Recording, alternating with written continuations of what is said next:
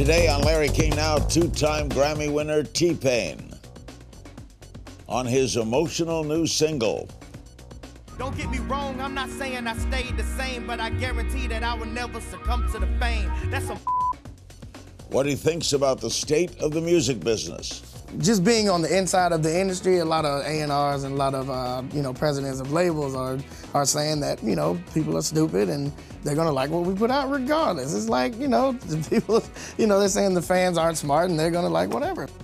Plus, you said that Chris Brown was there for you during dark Yes. times and you're there for him. What is his problem? A lot of artists can say that they don't look at their Twitter comments and comments on their YouTube videos, but we look at them all the time. And the things people say, like, go kill yourself, and this song sucks, you should stop, and but these are people that are just at home on Twitter, and we thinking like, man, this person is really down to me, and they don't even know me. All next on Larry King Now.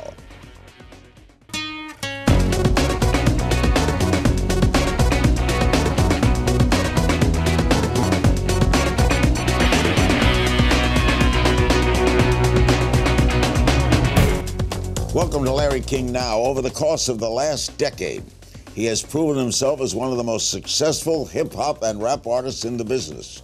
The name T-Pain is synonymous with the auto-tune craze, but though his new projects, this two-time Grammy Award winner is showing the world that he is far more artistically layered and thoughtful than anyone could have imagined.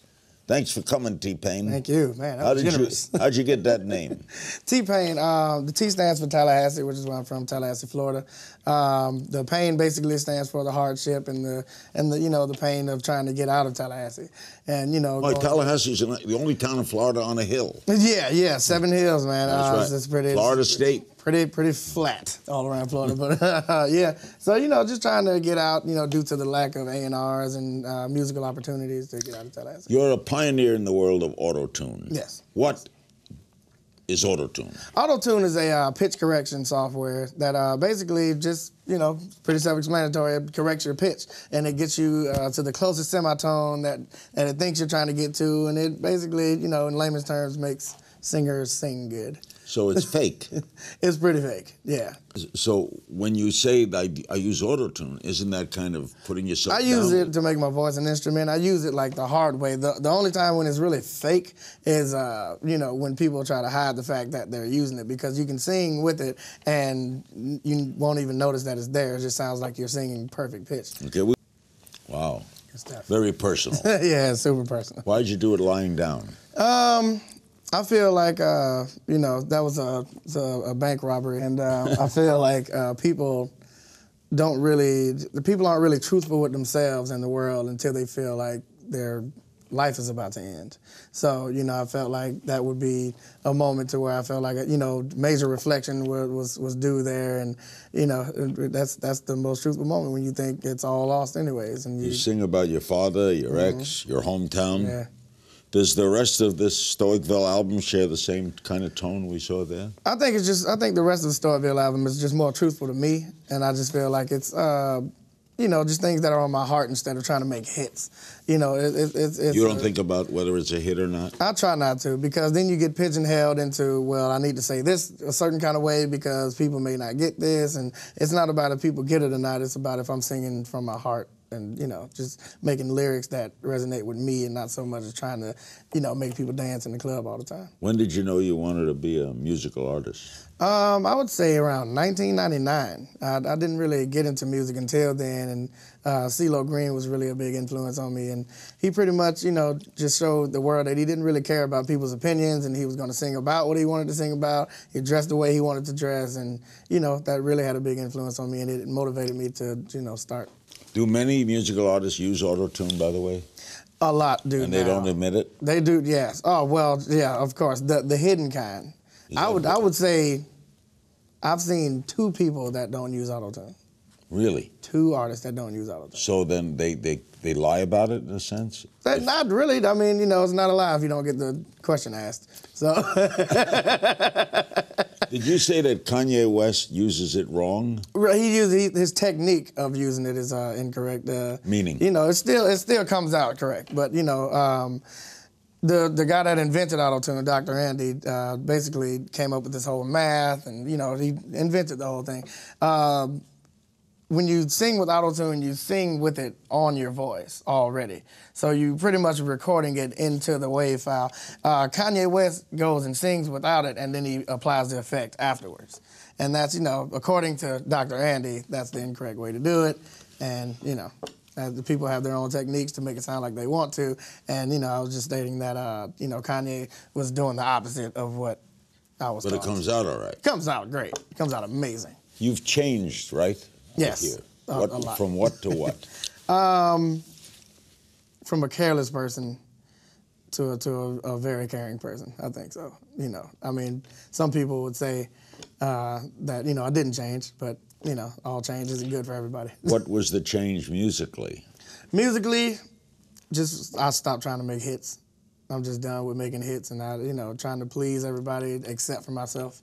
Making music. So did you have hits you didn't like? A lot of those. Really? A lot of those. That's how I ended up with so many cars. My manager would offer me cars if I recorded a song because they knew it was a hit. And they say, yo, this is a hit, you need to put this out. And I'm like, I don't even like the song. Well, we'll buy you a car if you do it.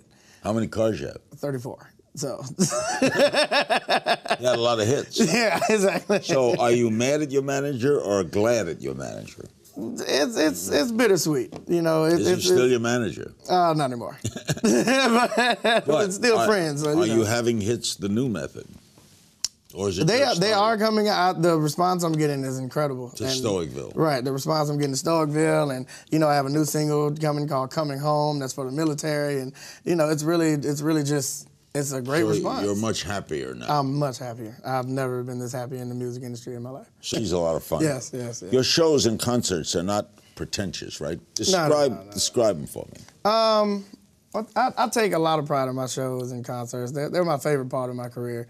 And, I've recently gotten a band and, just made the experience a lot more soulful and felt, and instead of just party, hype, I feel like it's just more felt. And, I do a lot of remix versions of my songs on stage. And you have more fun than recording? Way more fun. Way more fun. I like surprising people and showing them how fat people dance. Here's what you said recently about the music industry. There's one word I'm not going to use. Right. You could use it, but that's all good. Listen to the music that's really hot right now. You can barely understand what these are saying. Somebody told French Montana that he was whack, and his response was, every lyricist and every great rapper that I know, they're broke, so I don't have to be good. And I was like, God damn it, but it's so true. I don't understand it. Maybe I'm getting old, or the kids are wrong. What are you saying? I just don't understand it, but it's the same thing that... What don't you understand? I don't understand the wants and the acceptance. Because everybody's always like, we need good music, you need good music, and then when terrible music comes out, they're like, oh my God, this is awesome. And I just don't understand it. But it's the same thing that, singers from the 70s and 80s are saying about my music. So, I can understand the age gap and the industry has changed, and, just being on the inside of the industry, a lot of A&Rs and a lot of, presidents of labels are saying that, people are stupid and they're going to like what we put out regardless. It's like, the people, they're saying the fans aren't smart and they're going to like whatever. So, are you resented in the industry? How do your fellow artists treat you? People try to stay away from me. I got a bad case of telling the truth. So a lot of people don't like the truth. So. How do you explain the popularity and the money that DJs are making? An electronic music. In Vegas, they're making like $200,000 a night. Yeah, Paris Hilton is getting $300,000 a night. So that's to play music. To play music. So, how do you explain that in a logical world? I can't, because I started out as a DJ. I was DJ Payne before I was T-Pain, and it baffles me. I really don't understand. I really don't, especially I call them two-hand DJs when, the music is changing and there's all kind of crap going on, but they somehow have both hands in the air doing that. And, it's pre-recorded sets, and I don't understand how people get paid that much. It's like understanding the Kardashians. That too. Yeah. You had an alcohol problem, right? Yes. How did you beat it? I stepped back and looked at myself, and, I think the thing that changed my mind about it, my kids saw me drunk. and they were asking me what was wrong and why am I looking like that and why are you punching the walls, and once that happened, I was completely done. I just was like, I'm either gonna practice moderation or just I need to move out of my house, and the second thing wasn't gonna happen. So I read that New Yorker article on you, discussed the sadness of T-Pain. That's the way it was a title, and they said you had a history of depression. Did you say it misrepresented you? Yeah, I think it did. You didn't have a history of depression? I didn't have a history of depression. The depression only came probably in 2010, 11, something like that. I started making bad deals, and my career was going down the drain, and just everything just started, everything that the, quote unquote haters were saying was becoming true. And that, just made me depressed, and I couldn't get out of it. And, the team I had, they just weren't really passionate about getting me out of it. So how'd you get rid of that? I just kind of just surrounded myself with better people. I got rid of the people that were holding me back. And because you took a name that implies depression. Right, of course. So, of course that's gonna get represented. All the time. I'm gonna be associated with that. But it's always good to show people that you can be happy and you can get out of depression, and there's nothing holding you back but yourself. You said that Chris Brown was there for you during dark times, and you're there for him. Of course. As you see him, and I've interviewed Chris, what is his problem? The same thing. Because a lot of artists can say that they don't look at their Twitter comments and comments on their YouTube videos, but we look at them all the time. And the things people say, like, go kill yourself, and this song sucks, you should stop. And, but these are people that are just at home on Twitter, and we thinking, like, man, this person is really down to me and they don't even know me. So when you get that urge, I just want to show everybody like what I could be doing, and I want to show everybody that I'm better than this, but at the same time it's so depressing and it's so hurtful. That is, it brings out the worst in somebody, and you can't get away from that because, you got to see what people are saying. Well, people are always surprised when successful people can have depression. Right, that's weird because money. And that makes it worse. More money, more problems is very true, and people look at you so different, and your family look at you so different, and they want different things from you that they've never asked from you. Like, it gets real bad. T-Pain gives advice to people, and he's going to give advice to some of the members of our staff coming up. We're back with T-Pain. Now, you have a new advice column. Yes, sir. With the magazine Vice. How'd that come about? I think people figured out how honest I was about everything, and that's the best person to get advice from, I guess. I don't think I'm good at really giving advice, but if people want my opinion, well, let's see. Some of the people on our staff have need for advice. We'll start with Erica. So my question is, what kind of advice would you give someone who's trying to make it into the music industry with like a band? I would say do what you love. But that's, the normal answer. Don't listen to anybody. The thing that you get pigeonholed by is getting advice from other people, and, which is super contradictory at this point, but you don't want to listen to everybody else because they'll make you sound like them. Best advice, be yourself. That. Next, we have Kyle. Step forward, Kyle, with your question. Kyle is super tall. Super tall, good looking. What could you have a problem with? T here. So I grew up in kind of a waspy family. I'm going home for the holidays. I want to bring a little bit more edge when I go home. Right. I was thinking maybe a throat tattoo or a face tattoo. Any suggestions for that? Piercings usually do it. Piercings? Piercings. Oh. They usually do that. Like where? Just ear piercing? No. Maybe the eyebrows, something like that. I would pierce his eyebrows? Yeah, get the little bar like going. Tall, pasty ginger. That doesn't. That is very true. Yeah, but tattoos would just be. Oh my God, that'll stand out like crazy. A Christmas tree on my neck or something. Or that would be nice. Frosty the Snowman on your armpit or something like that would be dope. Yeah. Do it, Kyle. You like that, Larry? We'll figure out who's going to replace you. Okay.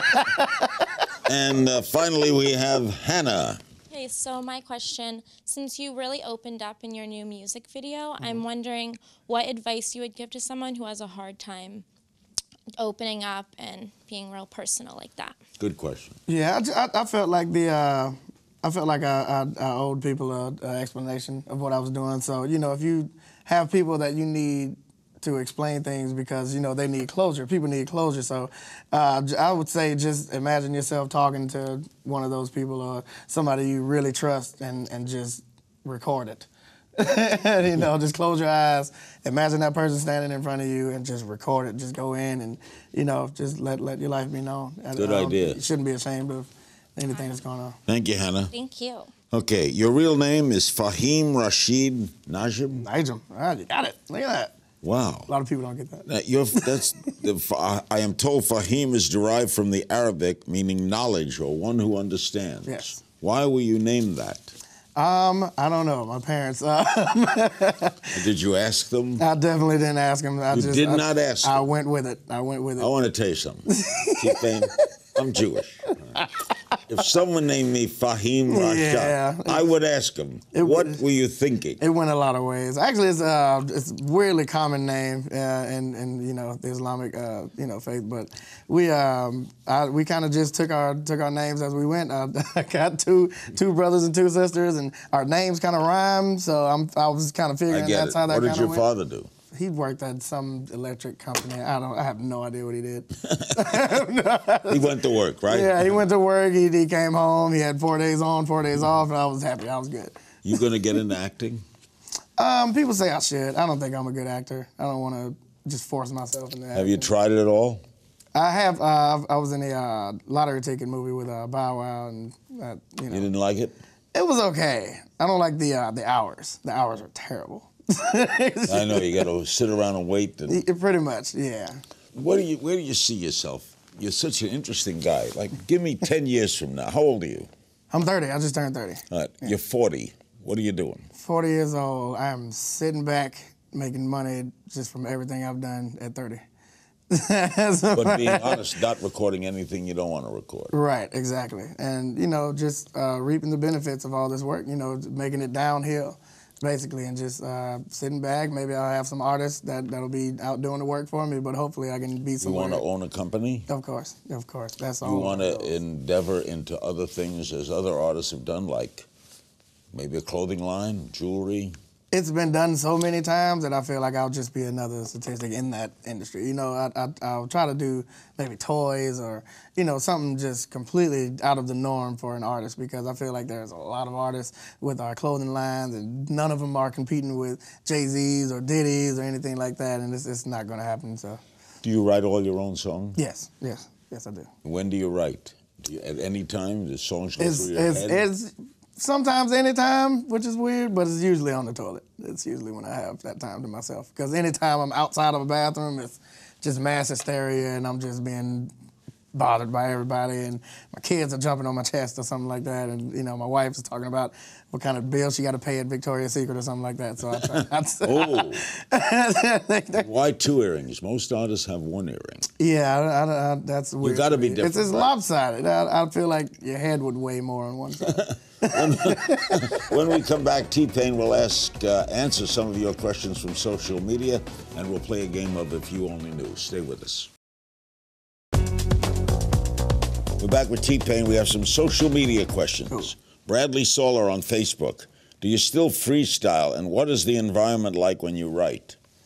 Do I still freestyle? I mean, everybody, you know, freestyles every now and then. And I think that's how I come up with most of my songs, just going in, because I tend to not write anything down. I have a terrible memory, so I have to actually go in the booth when I do make songs and just pretty much freestyle. Kemerville on Instagram. What was the motivation behind the stylistic shift of Stoicville? Just coming out of everything, and people needed an explanation, so that's where, that's what it was. At Troy Sports 1 on Twitter, what made you come up with your app on the iTunes store? It was kind of like a joke, or just, it was also, you know, revenge on so many people were hating on auto-tune. I was like, you know, not only am I going to make you hate it more, I'm going to make money off of it. So you go to your rap, and what do you get? It's basically you just get to sing into it, and you just get to sound like T-Pain, and it's just auto-tune from all over the world. Over 10 million sold. Eat it, everybody. There we go. At Real Gustav of Tweets, what's your biggest inspiration? My biggest inspiration, I think it's my family, my wife and kids. Shasha St. Pierre on Instagram. Fashion-wise, what do you look for when it comes to your style? Woo, things that match. It has to be the same color. Like, you like the black and white. It has to be, yeah. So like the Oakland Raiders. Exactly. And you got the silver jewelry. Yeah, so everything has to be somewhat of the same color. If it's green, it's green. I don't care if it's Nike and Adidas. I wear Adidas pants with Nike shoes. It's not a problem if it's green. Got it. I'm wearing green today. There it is, see? You like this look? That looks great. I need some suspenders, man. I gotta have it. I always will. Gotta have it. Okay, here we go. I'll throw some questions at you, just answer them. Bam. First girl you kissed? Nikki Reed. In Tallahassee? Yep. How old were you? 10. Whatever happened to Nikki Reed? I have no idea. She won't accept me on Facebook. Do you ever scream? Do you ever scream, "I'm on a boat" when you're traveling by sea? It's a famous song you did. I did once. The first time after that song, I got on a boat. I went on a cruise with my team, and that was the only time. Every time after that, it was very cheesy. Who are 3 of your favorite up-and-coming artists? FKA Twigs, Sampha, and James Blake. But he's already famous. He's not, well known. If you could have a superpower, what would it be? Wow, that's a hard one. I'd like to be invisible. Everybody says that. I just feel like I'd be naked a lot. Would you like to fly? X-ray vision. X-ray vision. Yes. Your favorite song of all time? Whoa. Michael Jackson, Off the Wall. Your favorite song of your own? Kiss Kiss with Chris Brown. A guilty pleasure?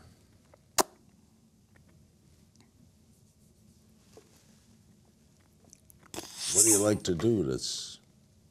Nothing really... You do everything you like, right? Yeah. Not really guilty about anything. Who would be your dream collaboration? Oh, wow. Andre 3000. Craziest fan encounter? A very portly woman was outside of my hotel in the snow with only a towel on, and she was just jiggling. What did you do? I laughed and recorded it, of course. Your biggest musical influence? CeeLo Green. Your favorite curse word? Shit. An artist we would be surprised to know you listen to? Carrie Underwood. Something most people don't know about you? I used to raise horses. Really? Yeah. Tallahassee? Yeah. Race horses? I used to raise them. My mom had a stable in our backyard. It was like 3 horses. We had like 3 paints. It was weird. I'll list off some artists. Give me a word to describe them. Cool. Kanye West. Awesome. Drake. Singy. Kendrick Lamar. Intelligent. Wiz Khalifa. Purple hair. Kid Ink. Lots of tattoos. What's the biggest thing to change? What changed you when you became a father? I guess the responsibility. Money. Had to make money. Oh, God. Yeah, but you say now you used to do things just to make money. You have 34 cars. Yeah. But now you do it for yourself. Right. But you still want to make money. Got to. So you hope what you're doing for yourself will succeed. Exactly. I have to, because I don't want my kids to go through what I went through in the first place. I don't want them to know what food stamps are. I don't want them to know what a broken down house looks like. I just had to have the money explanation with them. I just had to have the talk. Was it embarrassing to take food stamps to a store? Oh yeah, all the time. Especially with people knowing that I was pursuing a career in the music industry, and that sucked. Where do you keep your cars? At my house. It is very difficult. Only got a 6-car garage, so. So you have 34 cars. Just. So the 6 cars, where do the other 28 go? They're at my house. They're very difficult to move around. In Atlanta. It's like a grid. Yeah, I have to shift cars and. What kind of cars do you have? Everything from a Mini Cooper to a Bugatti Veyron. Will you get a new car tomorrow? It's very possible. I'm looking forward to this a Tesla. My friends have it. Love it. I've driven in them. Maybe the best car I've seen. Really? Oh, what a car. It's one that drives itself. I'm definitely looking for it. It's powerful. It don't make any sound. That's awesome. Yeah. It is awesome. I'm looking for it. It is you're a great man, T-Pain. Thank you. I want to thank my guest, T-Pain. Look for his new album, Stoicville, coming soon. And remember, you can find me on Twitter at Kings Things, and I'll see you next time.